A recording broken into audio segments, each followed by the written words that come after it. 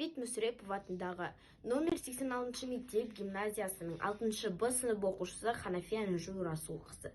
Мұқағали Мақатаев.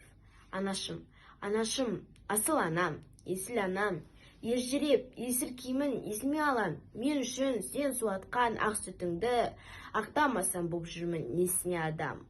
Алыс жолда жүрсем де ары башып, аға тойлап түсірмей жаның ашып, оқытып кешеу барған хаттарымды отырмысың үрпиіп жаның ашып.